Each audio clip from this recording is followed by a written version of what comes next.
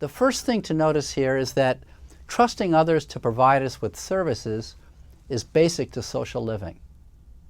This inclination to look to elders for solutions to the fundamental challenges we face from birth is part of our design.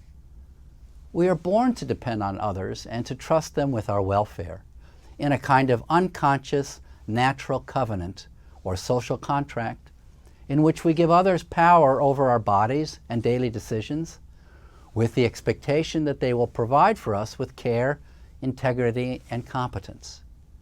This natural, appropriate dependency on others is, I think, the evolutionary basis for authority. The second key observation is that authority is relational. It's a property of social living. In other words, you cannot have authority by yourself. You can't authorize yourself. You can give yourself permission. You can have self-confidence and expertise. You can convey trustworthiness and wisdom, and even a calm readiness to receive authority. But you only have authority when others give you authority. That's what it means to be authorized. Authority relationships are deeply rooted. We have an innate predisposition to authorize others. This becomes less automatic as we grow up and become more conscious and deliberate about whom to trust. We think about and select whom to entrust with our welfare. We choose whom to ask for help, whom to nominate to be captain of the team, whom to choose to be head of the group or club, or who should be president of our school class. At the end of our childhood, we might choose with whom to study further, whom to work for, and in many countries, we will vote in elections and authorize public officials. Even if we are taught in our youth to be highly discriminating, or skeptical, or even cynical about whom to trust, I think there is nevertheless a deep hope in human beings that trustworthy people can be found, or will emerge, worthy of our authorization. We turn to them, we hire them, and we elect them in the hope they will do the job we've asked them to do.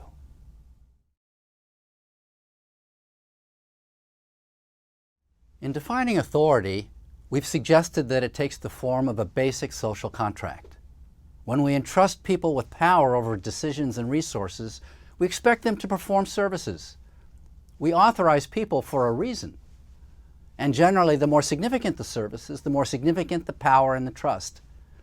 Ultimately, in many countries, we give our senior officials in government the power to decide even matters of life and death in war, because we expect them to protect our way of life.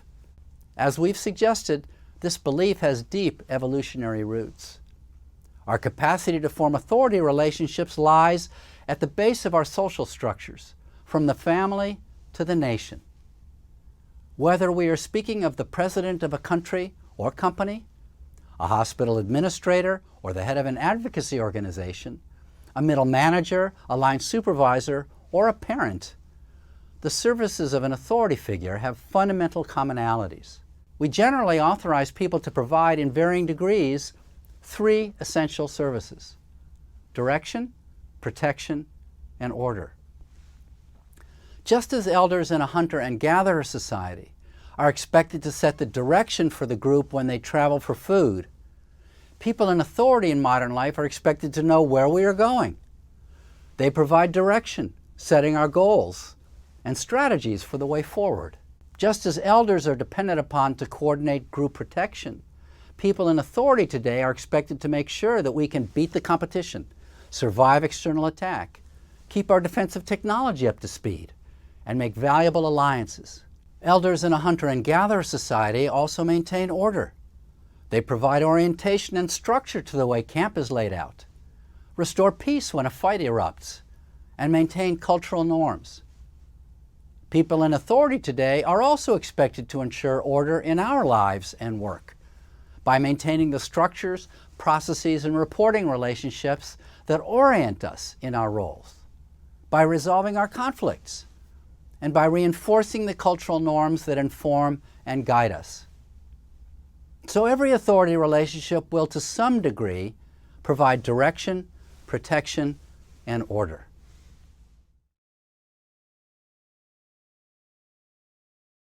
Perhaps the most common source of confusion about leadership is our tendency to equate leadership with authority.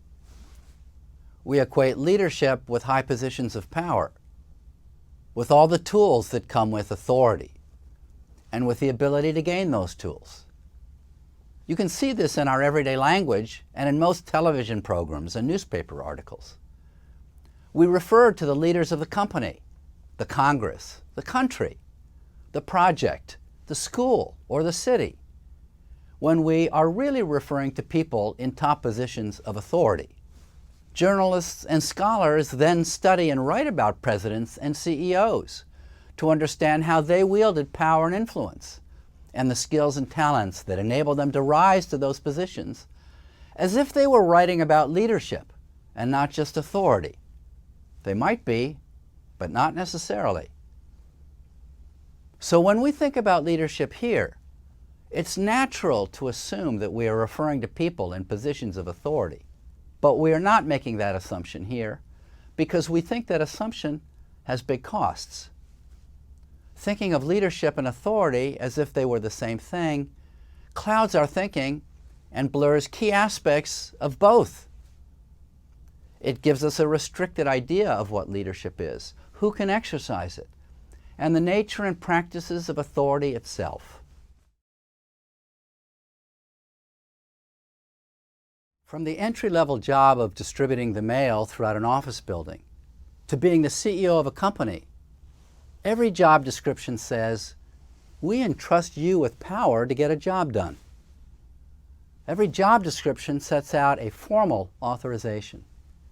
It specifies in a formal, explicit way the powers of the job and the specific services you are trusted to provide with integrity and competence. If it's the person delivering the mail, they are given power over people's mail and resources, like a motorized cart. They are trusted to do their job. The trust is based on shared values and competence. And they are expected to serve, to deliver the mail accurately and on time.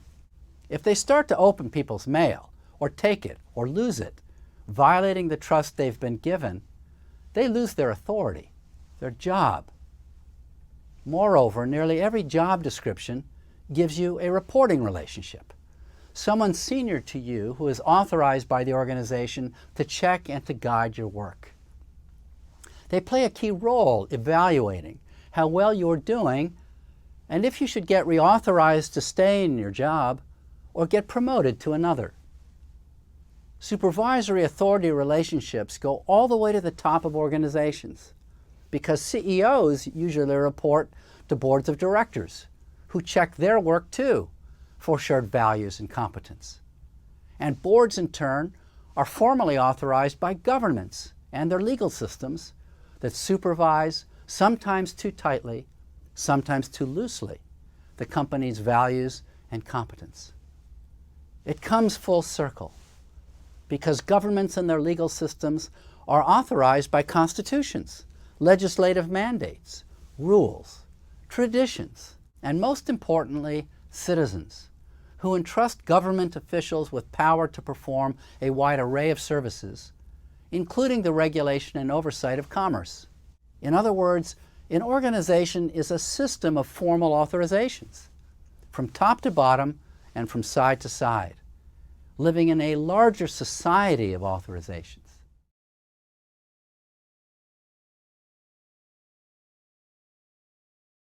We authorize people to do things for us every day, and we often formalize these understandings as an explicit contract for services. We do this not only with job descriptions, but also when we review paperwork before leaving our car with a mechanic, sign forms when we see a doctor, or vote and elect a candidate into office in a democracy. But the people we formally authorize usually have another form of authority as well.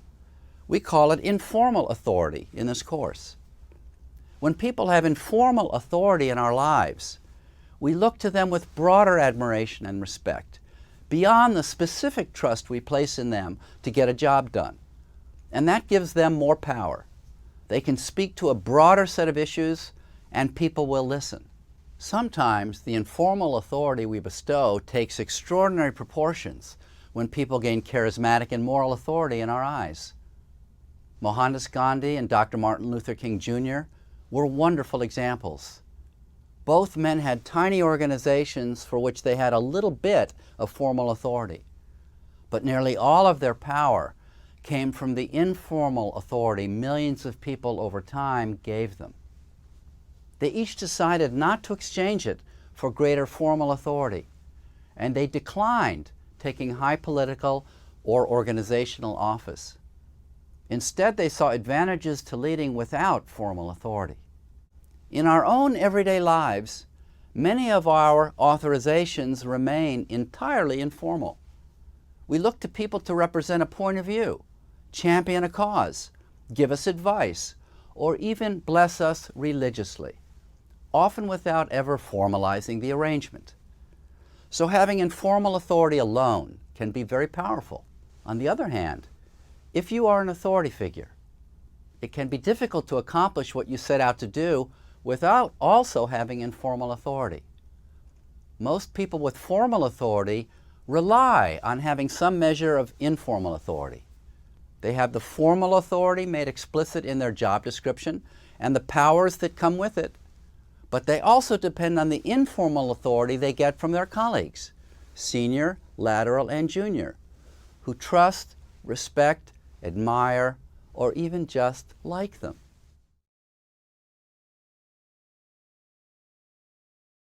When we work in an organization, we all know that the informal authority we earn with our boss counts a lot. But your boss's view of you is also shaped by what they hear from your subordinates and from your lateral colleagues.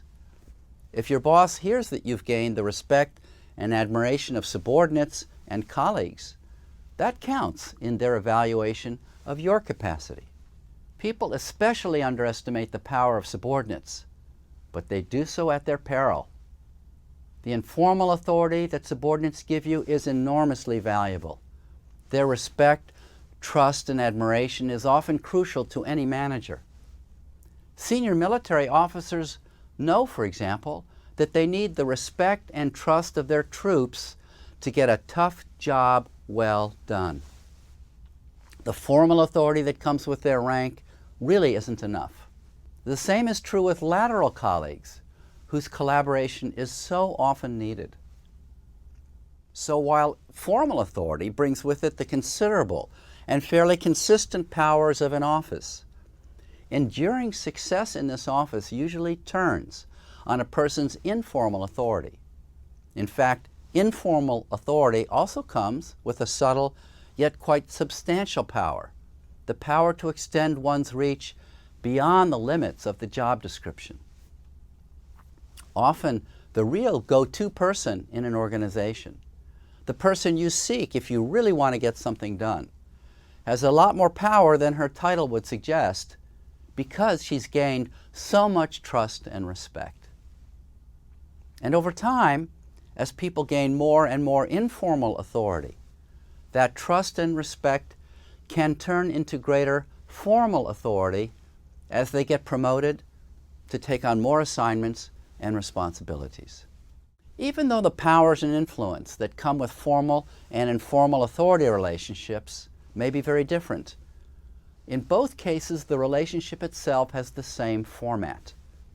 Party A entrusts Party B with power in exchange for services. Now let's look at the practice of managing your formal and informal authority in a dynamic sense. Your formal authority remains constant for long periods of time, changing in quantum jumps occasionally at discrete moments, at hiring, at promotion, or when you leave the job. But because your success in meeting expectations tends to fluctuate week by week, your informal authority is in constant flux.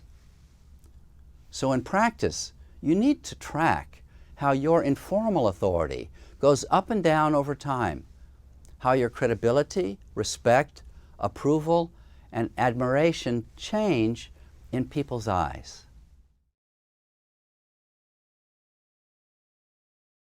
Tracking the two different sources of power is easy to see with politicians.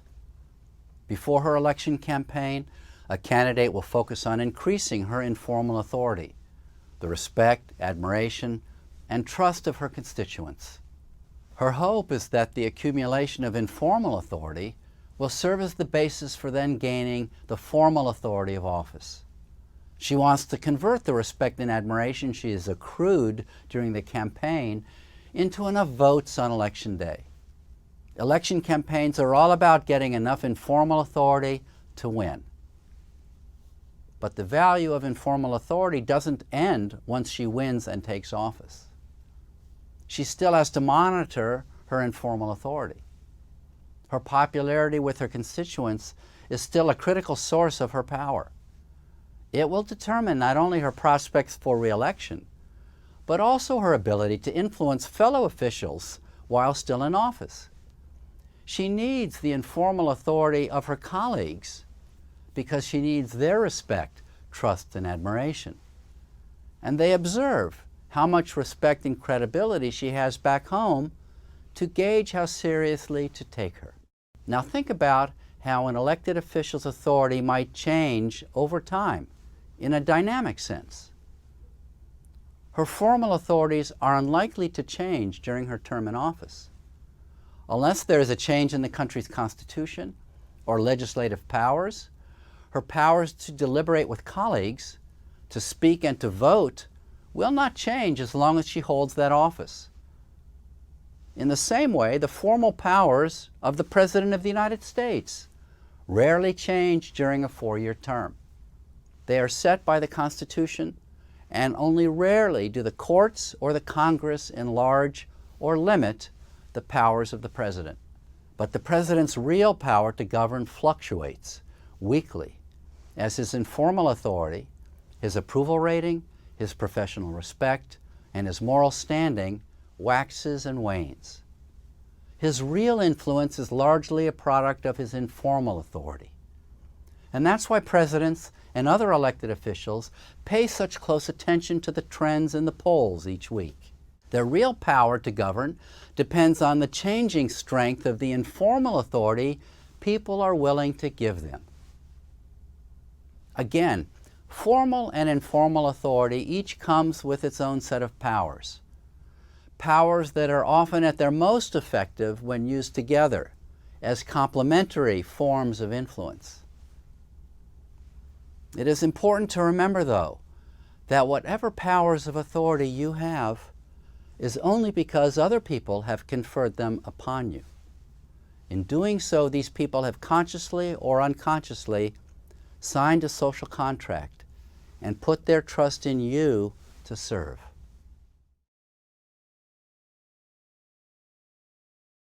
The second big advantage to distinguishing leadership from authority is that it enables us to celebrate, learn from, and affirm the vital practice of leadership that takes place every day by people going beyond the boundaries of their authority, their job description, and by people leading without any authority at all.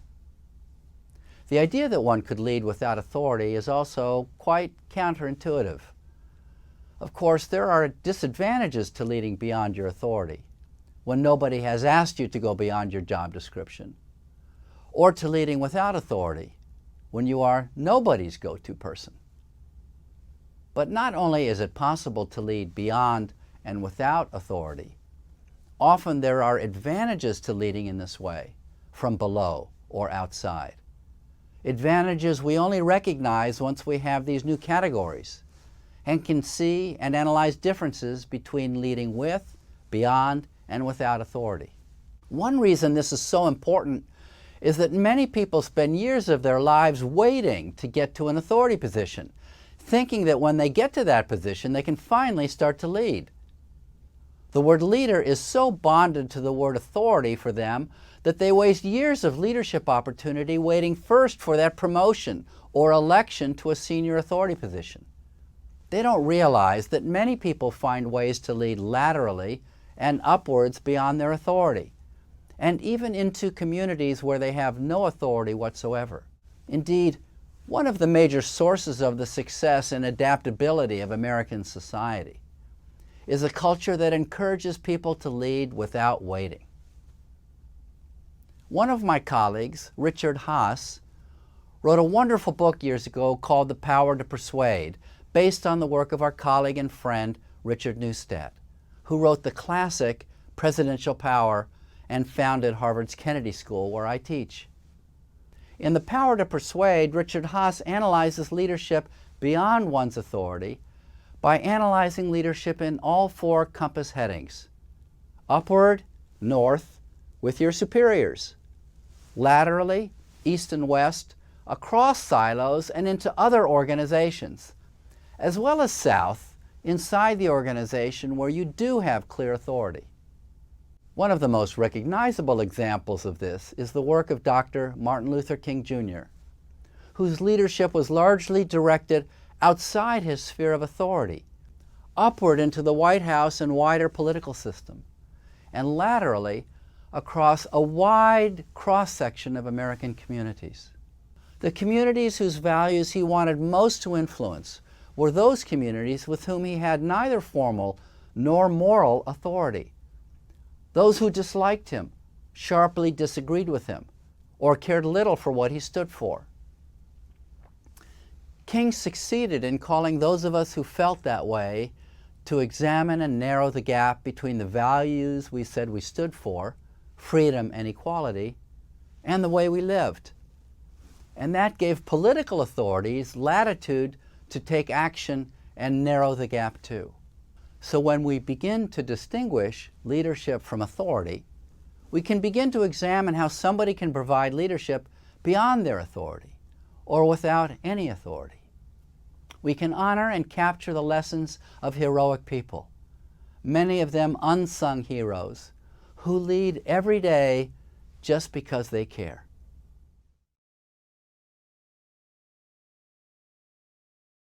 Our common thinking about leadership usually starts by calling to mind certain people we see as leaders and asking what it is about them that makes them such great leaders.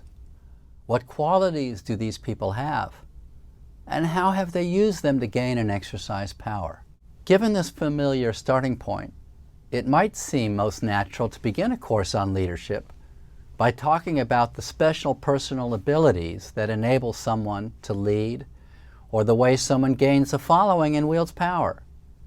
But, as we will see, there are really good reasons to start our course instead by looking at the need for leadership, the challenges for which leadership becomes so valuable. The basic reason for us to begin with the challenges of leadership is this simple insight. In any group of people, we only need leadership when we face challenges. In a perfect situation where everything is working just right, in perfect balance with the world around us to give us security into the future, there would be no call for leadership. In a situation without challenges, well, I imagine we would have achieved some kind of heaven on earth, and we only would need to celebrate our blessings and keep doing what we are doing. We wouldn't need leadership.